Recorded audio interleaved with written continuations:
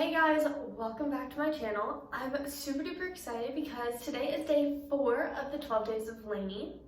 For today's video, I put a thing up on my Instagram story asking you guys to put in questions for a question and answer session that I was planning on having. Now, I got all of y'all's questions in and there were a ton, so I'm only gonna go through some of them. So I'm just gonna pick and choose a few of them and go through and answer them for you guys. So let's get started. The first question I received was, are you going to Romania? And the answer to this question is yes. I'm super duper excited to be attending Romania this year. It is absolutely one of my favorite competitions of the year. I love that we're in the happiest place on earth and that every employee says, have a magical day. It's my favorite part. And I also love that so many competitors come to this competition, so it's a great opportunity to reconnect with your friends that you might not necessarily get to see all the time because you might not live right around each other. So those local competitions, they might not be at, but a lot of twirlers attend Romania, so it's a great opportunity to catch up with those friends that you haven't seen since AYOP. And that question was asked by, I'm not sure what their name is, but their Instagram handle is Febreze XOAK. So thank you for your question. This next question was sent to me by Miranda Proctor, and it says, can we FaceTime soon? I miss you, with 3 hearts. Of course we can FaceTime soon. I miss my Perumies so much. We're gonna have to make it a group FaceTime with you and Kenzie, and we're gonna have to catch up and fill each other in on all of our college life now that we're away at schools and twirling at football games and everything. I miss you so much, so we definitely need to catch up. Let's schedule that FaceTime session ASAP, okay? This next question was from Macy.Brocklebank. She asked me, are you going to be competing in MAO pageants this year? Now, this is a tricky one because I'm not entirely sure what the future has in store for me. But right now, my focus is really set on some other things. I have big twirling goals that I am working to achieve. So for me, I personally am one who, when I participate in something, I commit 100% or I don't do it at all. And I certainly don't want to overfill my plate. And if I'm doing too many things at once, I won't be able to commit 100% to everything that I'm doing. So for this year, no, I will not be participating in Miss America pageants. But maybe in the future, I would love to.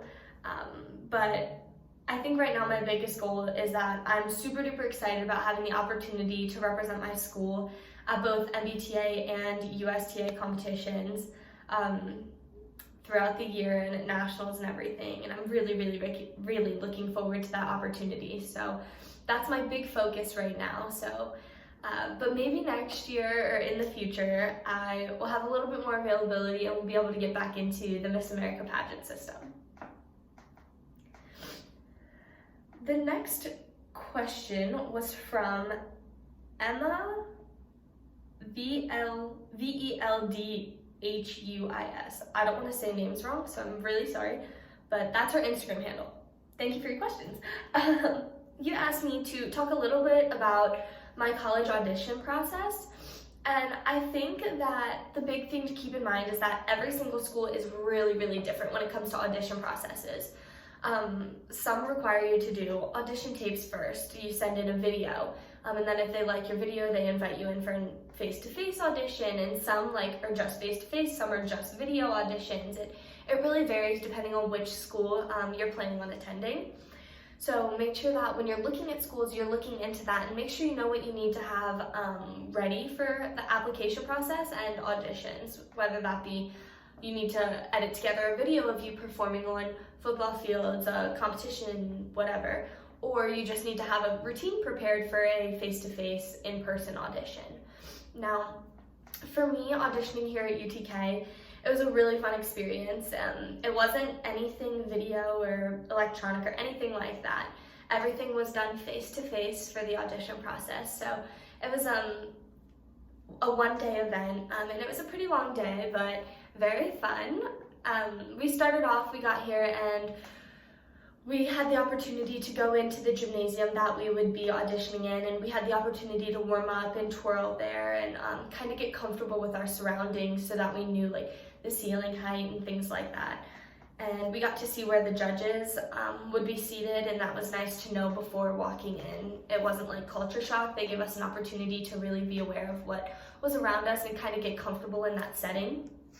And then after that, we all went back out into the hallway, and then if I remember correctly, they brought us in, I think it might have been in groups, but it was a bunch of people in a group, so like maybe like 8 people to a group, and they placed us in lines, and they asked us to execute like a specific skill.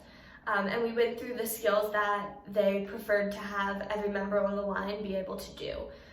So we went through, I don't even remember, but a bunch of different skills like spins, toss illusions.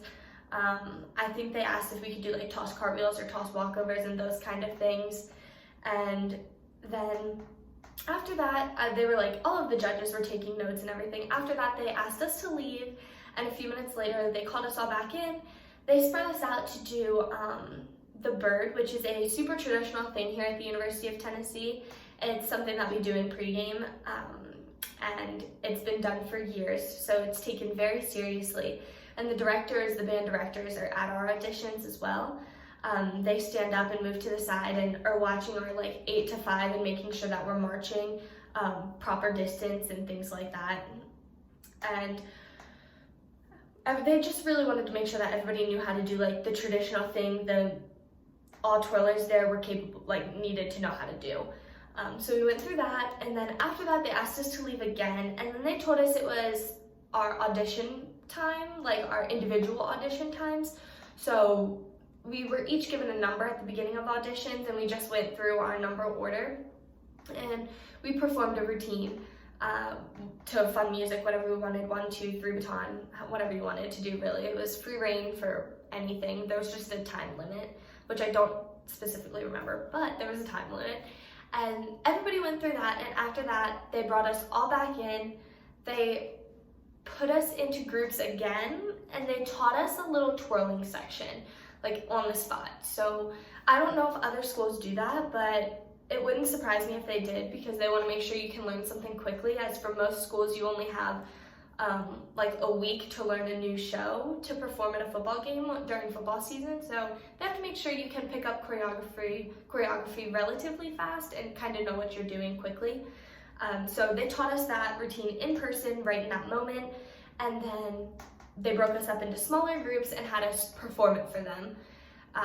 I guess they just wanted to see like kind of how we twirled with each other, and they purposefully placed like returning members who were re-auditioning with new members who were like coming in as freshmen or had never made the team before, just so that they could see how like the new twirlers matched up with the returners, just to make sure like you didn't stick out like a sore thumb, because they kind of want everybody to match, especially if you're a member of the line. Like they want to make sure everybody twirls the same.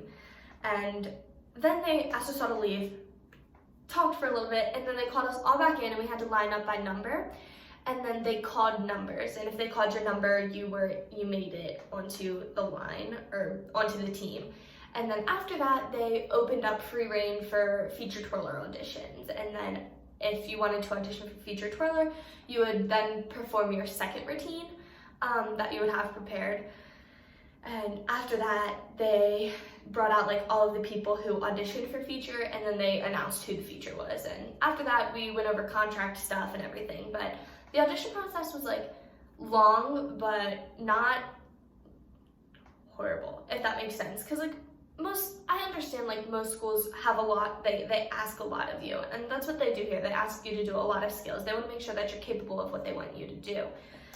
But they did a really great job of like kind of spacing things out and making it feel not as stressful. I know a lot of people get super duper duper nervous, especially when it comes time to audition for colleges, because it's something everybody kind of dreams of doing, especially as a twirler when they're younger. They're looking up at all those older kids and they're like, oh my gosh, I want to do that one day.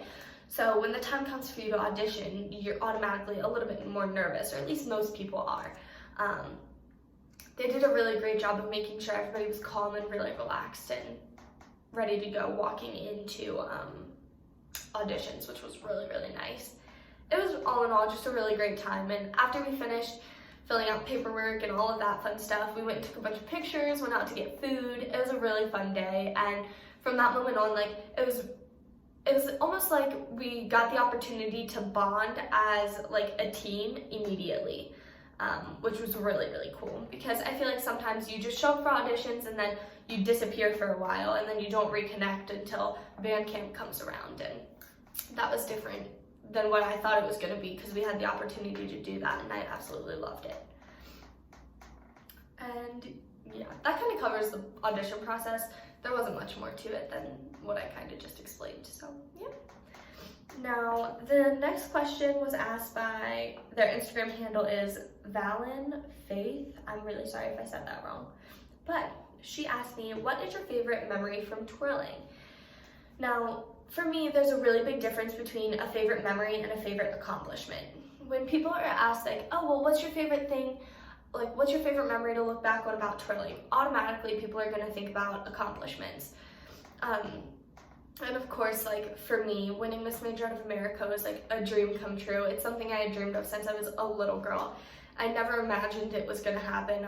And when they announced my name as the winner, like, the feeling that like coursed through my body, like chills everywhere, like that feeling, of course, is unforgettable and a memory that I will always look back on.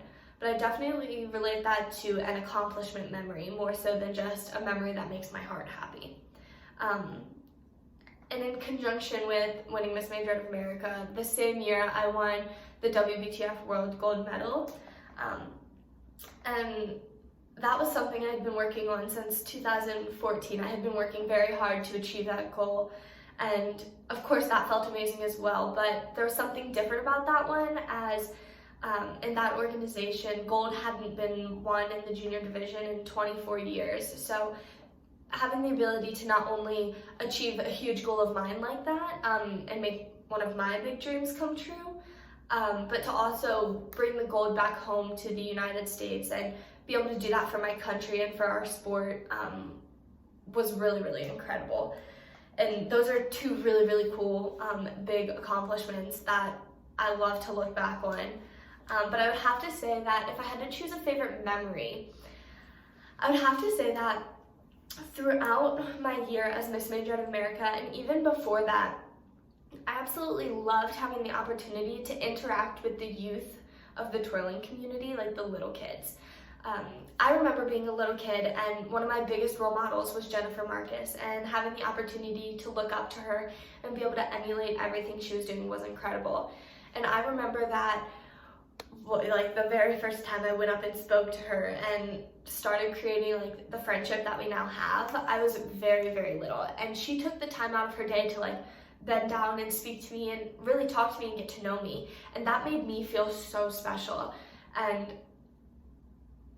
I can only, now that I'm older and I have that opportunity, I now make it a point to stop and speak to those younger kids and really get to interact with them, because I was once that little kid looking up to the elite twirlers, and I can't tell you how much it meant to me when I was little for Jennifer Marcus to stop and talk to me at a competition. And I wanted to make sure that I was doing the same thing that was done for me, for those little kids today. And it just makes my heart, now that I'm older, it makes my heart so happy to just interact with them and hear about their twirling journey and their life so far in the twirling community, and I absolutely love it. It's really incredible. And I truly thank Jennifer Marcus for kind of opening up my eyes to being such a role model in that aspect. She was incredible. Not only did she set amazing examples in the twirling world, but in every aspect of life, in friendships, in twirling, in academics, and everything she did. She was just an incredible role model, the type of person she was. She was everything I wanted to be when I grew up. So she was somebody that I looked up to tremendously throughout my time as a kid growing up in the twirling community. And I'm forever grateful for that. But because of her, some of my favorite memories I now get to say that I have, because I don't know, like, because of her, I now take the time to stop and speak to those younger twirlers, and those are the memories that I'm most fond of. I love getting to look back at them and think about like the things the little kids say to me, and I just love it. It's amazing for sure. Now the next question I got asked was from her Instagram handle is m_Tebow23. She asked me, does the University of Tennessee have a twirler day? So this is a little complicated. So they have a twirler day, but it's different than other colleges. So it's not like open to anyone. What happens is the University of Tennessee twirling team and like all of the majorettes and everyone basically holds what they call a UT twirling camp. And I believe they're setting the dates for that now. I will be promoting it once we have the dates set and everything, but they're in the process of setting the dates now. But it's a whole twirling camp where all of the members of the line from the previous year, we will have had auditions already, so all of the members of the line for the upcoming year will get to teach classes and basically work with anybody who attends twirling camp. You can also request private lessons with some of the majorettes who have made the line. So sadly last year I had schedule conflicts and I wasn't able to attend, but I'm trying really hard to keep my schedule open for twirling camp this year so that I can be there, because I absolutely love the opportunity to be able to do that. But back to the twirler day. So if you attend UT twirling camp, all of the majorettes throughout I think it's a few days. You get to spend like the night in the dorms here, I believe, if I remember correctly.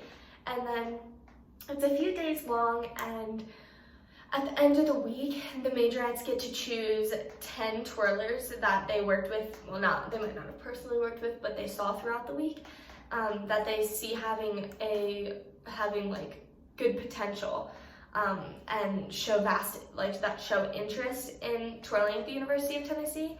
And then those 10 twirlers are then given the opportunity to twirl at one of the games. And you learn like a whole little group section that you do with all of us who are twirling here at UT.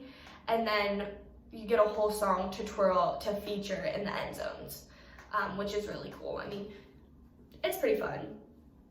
Although I wasn't able to be at UT camp, I got to interact with the top 10 twirlers who came to a game this year to twirl. And it was really, really cool. They were all super excited, but that's kind of how our twirler day works. Like, you attend UT twirling camp, and then because you attended, you then become eligible to be one of the top 10 twirlers. And if you're one of the top 10 twirlers, you then get to twirl at a football game.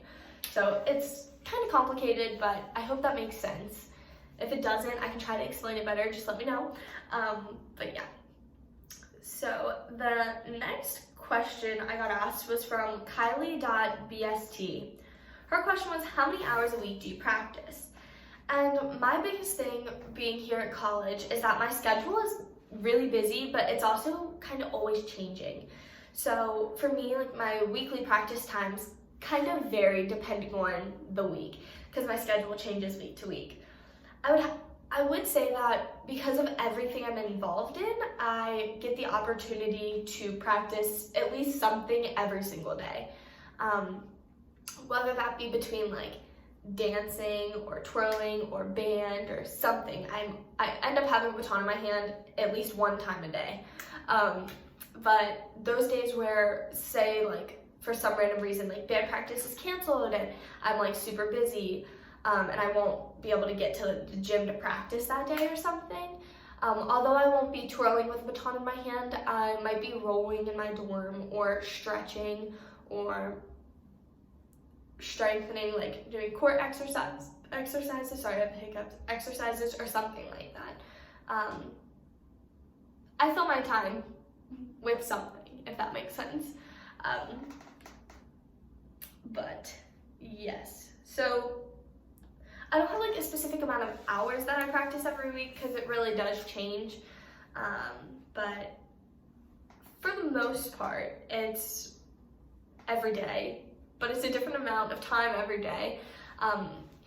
some mornings I'll have like a late start to my classes, so then I'll get to go to the gym in the morning, and then I'll have band that night, so I'll get like double whammies in sometimes. It really does change depending on my schedule for the day and the week and what is changing.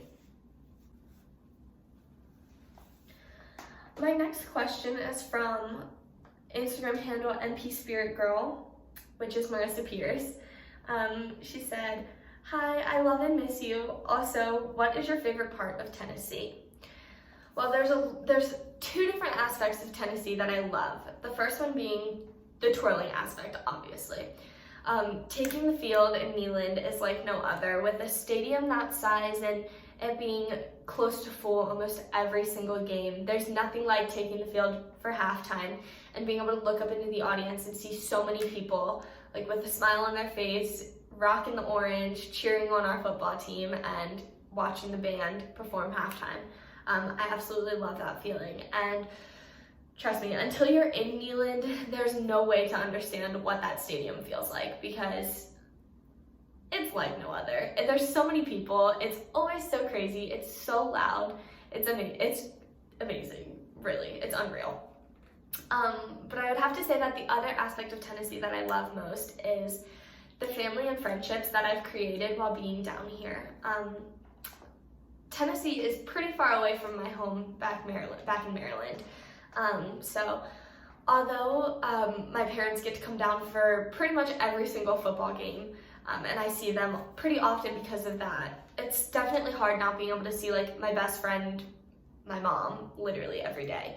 Because being homeschooled, I went from spending almost every single day with her to not seeing her except every 2 weeks on the weekends. And even then I wouldn't get to spend too much time with her because I would be spending my time with the band at rehearsal and preparing for game day and things like that. And it's definitely different and quite the adjustment, but I think what I found helped me most was to surround myself with people that are very similar to me and are participating in the same things that I participate in. So first and foremost, my band friends. They are incredible. I'd have to say that I've become so close with the drum line and the trombone section. They're both like super funny and they're both amazing. I end up hanging out with like my drumline friends pretty much at least 3 times a week. We'll get food or something and there'll be a bunch of us and we just have a great time. Of course, the classes allow me to make friends between group chats for group projects or group meets that have every single student in the class in them. You get to know one another through like asking questions and helping each other out and stuff like that. And those friendships are a little bit different than my band friendships because I see my band friends so much because of band practice. And I mean, I see my friends in class too, but it's a little bit different. It's a different type of relationship, if that makes sense. And then I'm a member of Student Government's First Year Council, and that's a group of 50 of us. And we have gotten so close over the year. It's been so much fun. I actually have a dinner that First Year Council is going to tonight at our Dean of Students' house. So I have a band meeting after this, and then I'm heading back here to get ready, and then I'm heading straight to our Dean of Students' house for a dinner with the rest of First Year Council. It's been really great to get the opportunity to get really close with our Dean of Students, our Chancellor, and with each other. We've passing legislation in regards to first year students, setting up social events to make people feel more welcome, and things like that. We've gotten really, really close, and we spend so much time together that it's like we're kind of all best friends, which was really cool. And then I'm also a part of a group called Future Medical Leaders. And those are some amazing people. I think what I love most about that group of people is that we all have like the same end goal in mind. Like we all need to go through med school, so we're all kind of taking similar course loads, similar classes, and it's really cool because they're like, well, that teacher's not great, don't take them, or I can help you if you need help. Do you want to like meet up to study tonight at the library? And then we'll be at the library till 3 in the morning and stuff like that. But they're really, really helpful there. And it's really, really cool because we're all like-minded people. We have the same end goal, like I said, and then we're also like super type A personalities, like all of us. None of us like wait till the last minute to do a project. We all stress about our grades. Like we all want straight A's. We all want like the perfect GPA and things like that. And we're all just kind of the same people, just different bodies, if that makes sense. So that's really cool. And then there's 2 more things. My church groups. I'm a member of, 3 church groups, 2 of which are on campus here at UT, one of which is I go to with one of my best friends on drumline. But being a member of those church groups, I have gotten so close with them.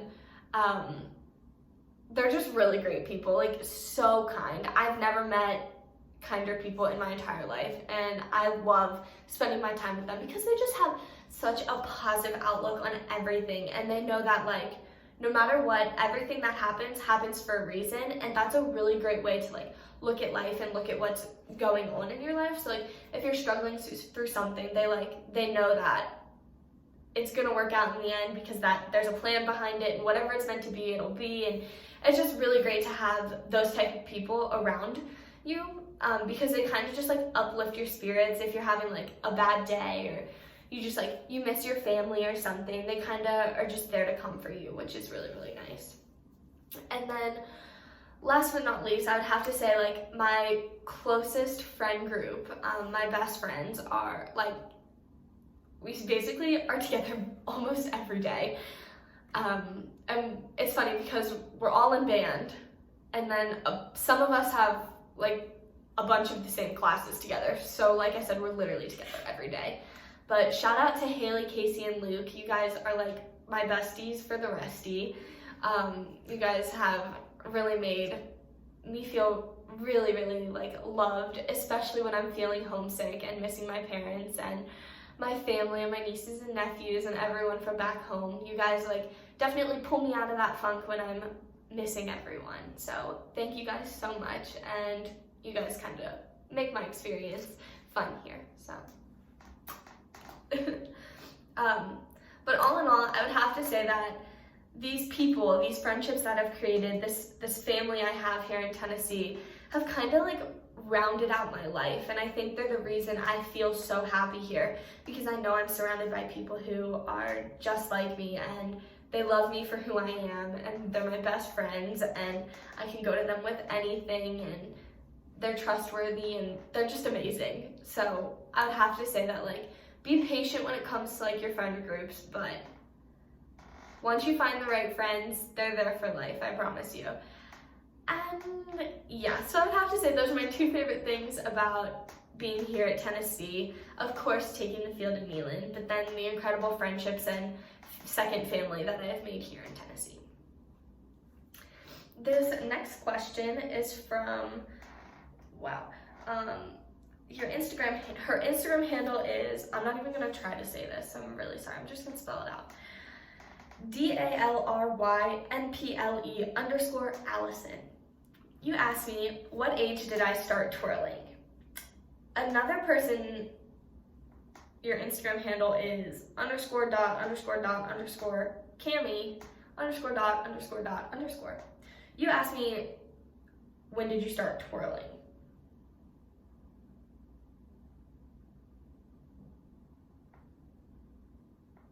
Just kidding, you didn't do that. Another Instagrammer, her Instagram handle is Jenna__Crumpton. She asked me, how long have you been twirling? So I'm gonna kind of answer these 2 in conjunction with one another because they're relatively similar. I think this is like a really cool story to tell. I am actually a generational baton twirler. So that means both myself, my mom, and my grandmother twirl baton. So it's just kind of been in my blood since I was little. My mom twirled when she was younger, and then kind of got into ballroom dancing as she got older. It's actually how my parents met, but she never had the intentions of me twirling right away. She kind of thought about putting me into ballroom dancing and just competition dance because that was what was now surrounding her life. She wasn't as involved with twirling anymore when she first had me. And then out of the blue, a friend called her and asked her to come back to a team and help coach because they needed some more coaches. And my mom was like, yeah, totally, why not? I'm free at night. I'll totally come by and teach with you guys like once or twice a week, whatever. And there was times where like my dad would be late getting home from work and things like that, and my mom would end up taking me with her. And this, I guess I don't know exactly how old I was when I first started going to the gym with her, but some of the moms at the gym would just kind of like look over me, and I would kind of play with the batons and do my own little thing while I was there. And one day the moms of the twirlers, like my mom was teaching, came up to my mom and they said, Christy, like you have to see this. And they were like, what? She was confused. She was like, what do I need to see? And they said, like, your daughter knows the whole routine. And my mom was like, what? She's 2. Like, there's no way she knows this whole routine. Nobody's taught it to her. And they came over, and apparently, I don't know if this is true, I don't remember it, but apparently, the routine my mom had been teaching the little girls, I had been learning, and I knew it. I don't know how, but I knew it. And my mom was like, okay. And then the director of the twirling group said to my mom, like, can we please put her in it? Like, she knows what she's doing. Can she do it? And my mom was like, I don't know. And then eventually my mom said yes. And I took the floor at my first competition a week before I turned 3 years old. So I've been twirling since I was 2, and I'm now 18. So that means I've been twirling for 16 years. But I think that's a pretty cool story because like my mom didn't put a baton in my hand and teach me. Like I just happened to be at the gym. I picked up a baton and I just kind of started learning what the girls were doing. And I think that's crazy, but really cool to think about. So yeah. Okay, so the next question I have was Ella Grace _Putman. I'm really sorry if I said that wrong. She asked me, what's your favorite thing about twirling? And this is like a really hard question to answer because there's so many different things about twirling that I absolutely love. I would have to say that the thing that's one of my favorites is having the opportunity to perform. So I really love to entertain people, whether that be through twirling or dance. I think that's why I love both of them because they're both a performance sport and you get to entertain the crowd or the audience and the judges or whoever is watching. And I really love having that opportunity. It's really, really cool. But I think like my biggest goal when I take the floor at a competition is to try to get the judges to smile. They say it's like super duper important to make sure that like you're entertaining the people who are judging you. So my biggest goal is to walk off the floor and be able to say like, I made my judge smile today. Like that's my biggest thing. Because after a long day of judging, sometimes the judges are just like, because they're tired, they've been there since 7 o'clock in the morning, and that's just like has been my goal for a while now. Like I always want to be able to walk off this floor and say, got my judge to smile today. And like if my judges, say I have like a super smiley judge and they're just like watching along, then my goal is to make the clerk smile. I really just try to like make them happy. And I think that's what I love about twirling. I have the ability to do what I love, and while doing what I love, I get to bring happiness and joy to other people, and I love that, having that ability. Okay, so the next question was from _._Kimmy_._. She said, what is your favorite part about game days on Rocky Top? I kind of talked about this briefly before when I talked about my favorite thing about Tennessee, but I'd have to say my favorite thing about game day is running through the band for Salute to the Hill. If you are from Tennessee or know anything about Tennessee's game day traditions, this is a really big one, and it's one of my favorite things because when the band's like in their 4x4 lines, and there's like, they finish out their cadence, and then all of a sudden they split, like the band just separates 2 steps, and we run, all of us twirlers, the line, the feature twirler, and the head major, everybody runs through the band, And then as we run through the band zippers back up. So like, you know how when you zipper something up, it like, they take them apart and like ripples them together. That's what the band does. And from an aerial view, that looks really, really cool. And then once we get there, we get to do this whole twirling little section, and I get to do this like feature thing, and it's really, really exciting. It's one of my favorite parts of game day. But I also love pregame. So it's really hard to choose because I love them both a lot. Pregame's so traditional. I think that's why it's one of my favorites. It hasn't changed in like forever, and I love that. It's amazing. I think I might have a biased opinion, but I think it's one of the best pregames out there. It's probably a biased opinion, but I absolutely love it. It's super duper fun, and I think it's like, it gets the crowd pretty hyped too before the game, which is ultimately the goal of pregame. We want to get the crowd like rallied up. We want to get the crowd going. And I feel like our pregame kind of does a good job with that, so it's a big goal. Okay, well that actually covers all of the questions that I'm going to be answering in this Q&A. If you guys like Q&As, let me know. I could probably do them more often because they're not super hard to do. I can just put like a little thingy up on my Instagram story again, and you guys can just comment in and let me know what questions you want me to answer. I hit almost all of the questions that weren't repeated questions, because that kind of happens a lot. A lot of you guys ask similar questions to one another. But I hope you guys liked it. If you did, be sure to give this video a big thumbs up and hit the subscribe button down below. And then if you have any other questions that I didn't get to answer, let me know. Let me know if you think I should do more Q&As. But yeah.